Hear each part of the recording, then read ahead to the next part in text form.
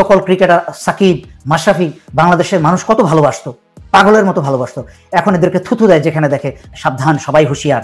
আসিফ এবং নাহিদ, কি তোমরা কি সরকারের চেয়ারে বসে কি আরাম পেয়ে গেলে নাকি? মনে রেখো, তোমাদেরকে কিন্তু বসানো উচিত ছিল প্রথমেই। আমার কথাটা পছন্দ না হতে পারে, যদি যতটুকু শিক্ষা পেয়েছো তা দিয়ে যদি চিন্তা করে দেখো আমার কথাটা কি কতটুকু মূল্যবান, এবং আমি তোমার বিরুদ্ধে বলছি না, তাহলে বুঝতে পারবে। ছাত্র ছাত্রীর সাথে সরাসরি যোগাযোগ রেখে তাদের মতামত নিয়ে তোমরা সরকারের ভিতর থেকে চাপ সৃষ্টি করতে পারো, গিয়ে স্বরাষ্ট্রমন্ত্রীকে ধরতে পারো যে আপনি বিচার কার্যক্রম এখনো শুরু করেন নাই কেন, আপনি এসব কি বলছেন, আবোল তাবোল কি বলছেন এগুলা। কিন্তু তোমাদের তো কোনো বক্তব্য শুনছি না।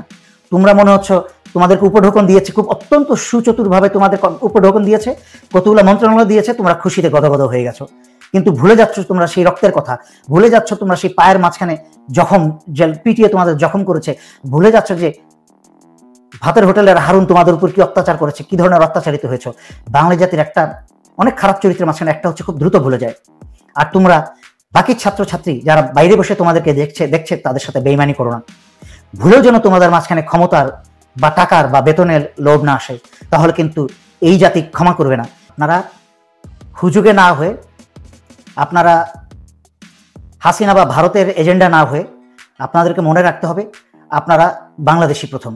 আপনারা তত্ত্বাবধায়ক সরকারের যারা আছেন, মুখ সামলে কথা বলবেন, কথা বলার আগে মুখের লাগামটা টানেন, মুখের লাগামটা টেনে মুখটা খোলার আগে চিন্তা করে দেখেন যে কার চেয়ারে বসেছেন। ওই যে হাজারের উপরে ছাত্রছাত্রী যে রক্ত দিয়েছে এই স্বাধীনতার জন্য, তাদের রক্তের চেয়ারে বসে আছেন। আর যেই সব পুলিশকে আপনি বলছেন ক্ষমা করে দেওয়া হবে, আপনি ক্ষমা করে দেওয়া কেউ না।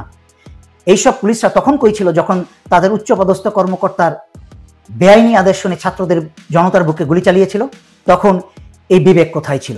আর আপনি এখন তাদের ইউনিফর্ম চেঞ্জ করে পাপ মোচন করতে চাচ্ছেন। আরে ইউনিফর্ম চেঞ্জ করলে কি চরিত্র পরিবর্তন হয়ে যাবে?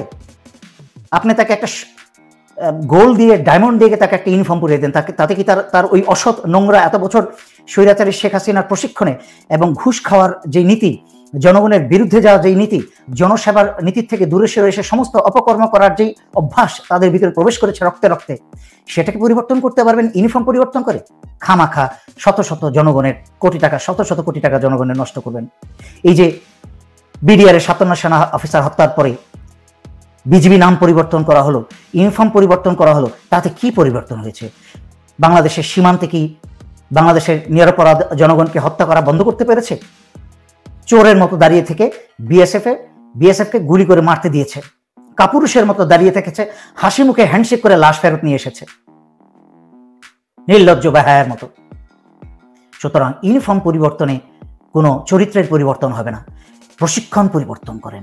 ওই উপরের যত আইজি থেকে আরম্ভ করে, ডিআইজি থেকে আরম্ভ করে, এসপি থেকে আর যারা যারা আদেশ দিয়েছে গুলি করতে এবং এত বছর হাসিনাকে একটা মনস্টার ফ্র্যাঙ্কেনস্টাইনে পরিণত করেছে, এদের এক একটাকে মামলা দিয়ে জেলে ভরে বিচার কার্যক্রম শুরু করেন।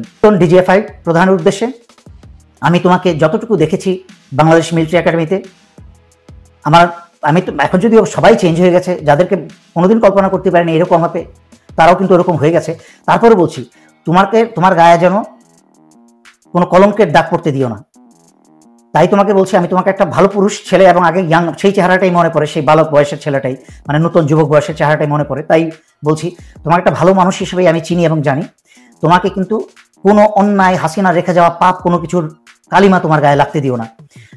তা এক প্রথম উপায় হচ্ছে, তুমি ইমিডিয়েটলি যত আয়নাঘর আছে সারা বাংলাদেশে তোমার অধীনে, ক্যান্টনমেন্টে, এই কি বলে এটাকে, গাজীপুরে, এবং ইভেন কি পুলিশের ডিবির অধীনে সমস্ত আয়নাঘর থেকে সমস্ত বন্দীদের তুমি মুক্ত করে তোমার নিজের এই চেয়ারটাকে আগে নিষ্কলঙ্ক করো, এই চেয়ারটাতে বসার আগে। তারপরে অন্যান্য সময় যত হত্যা করা হয়েছে, 2009 সালে বিডিআরের 57 সেনা অফিসারের হত্যা মামলা করতে হবে, তাদের পরিবারকে বলবো আপনারা মামলা করুন, এখনই সময়। তারপরে এই যে জুলাই এবং আগস্ট মাসে এবছর স্বৈরাচারী শেখ হাসিনা বাংলাদেশে গণহত্যা চালালো, তার বিরুদ্ধে তাকে প্রথম 1 নম্বর আসামি করে, হুকুমদাতা হিসেবে আসামি করে মামলা করা হোক। তাকে দেশে এবং আন্তর্জাতিক আদালতে ইতিমধ্যে তার বিরুদ্ধে কি বলে বিচার কার্যক্রম এবং তদন্ত শুরু হয়েছে, এবং বাংলাদেশে স্বৈরাচারী শেখ হাসিনাকে ধরে এনে তাকে ফাঁসির কাস্টে ঝুলানো হবে। এখন প্রধান বিচারপতির পরিবর্তন হয়েছে, ওনার ব্যাকগ্রাউন্ড সম্পর্কে আমি পড়েছি।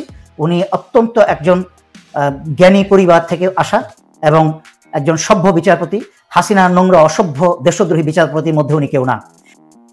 আর যারা যেই সব পুলিশ গুলি করেছে সরাসরি হত্যার সাথে জড়িত, এদেরকে আইডেন্টিফাই করে এদের বিচার কার্যক্রম শুরু করেন, আর লিপ সার্ভিস কম দেন। আপনার লিপ সার্ভিস কিন্তু জনগণ দেখছে।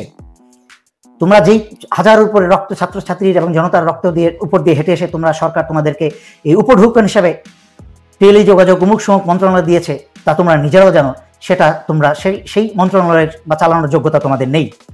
বরঞ্চ তোমাদের দাবি করা উচিত ছিল, না আমাদের জন্য একটা আলাদা মন্ত্রণালয় খোলেন, যেটা হবে ছাত্রছাত্রীর অধিকার সংরক্ষণ মন্ত্রণালয়, এবং সেই মন্ত্রণালয়ে আমরা বসবো, যেন তোমরা স্পষ্টভাবে যে কোনো প্রয়োজনে যে কোনো সময় বছরের যে কোনো